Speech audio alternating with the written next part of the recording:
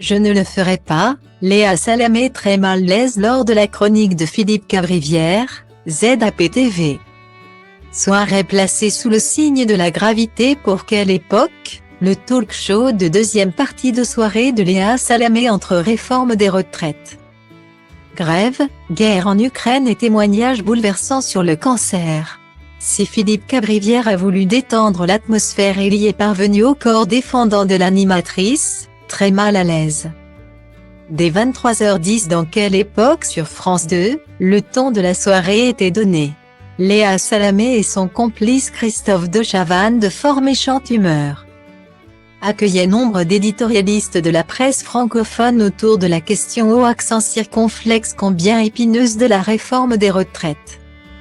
Pour évoquer cette actualité brûlante, la journaliste de Marianne Natacha Polony, Charles Consigny, tous deux ex-chroniqueurs de Laurent Ruquier dans On n'est pas couché.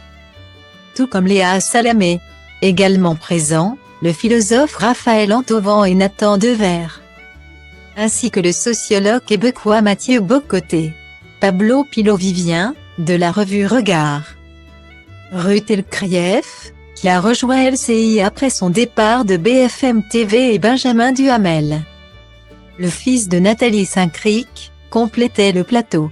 Après un long échange sur ce sujet politique, Philippe Cavrivière est arrivé vers minuit pour son habituel billet d'humeur, mais l'humoriste qui avait demandé à Léa Salamé de lire l'une de ses relances en a été pour ses frais. La journaliste a en effet refusé de lire le texte.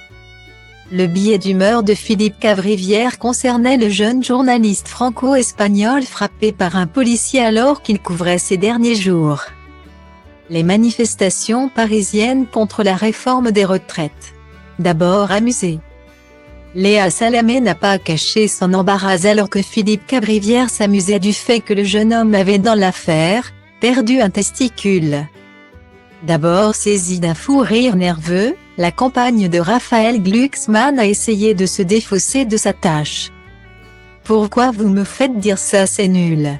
Terminez la phrase « Je ne vais pas le dire », a-t-elle ensuite lâché. « Je ne vais pas le faire parce que ce n'est pas drôle et vous voulez me faire dire un truc horrible. Je le ferai pas, c'est ma première rébellion, je suis en grève. » Une mini-crise qui n'a pas désorienté l'humoriste qui a continué imperturbable se demandant notamment si la colle amputée était à la française ou l'espagnole. La colle ou la couille comme on dit à Barcelone. De quoi mettre les boules à Léa Salamé, donc.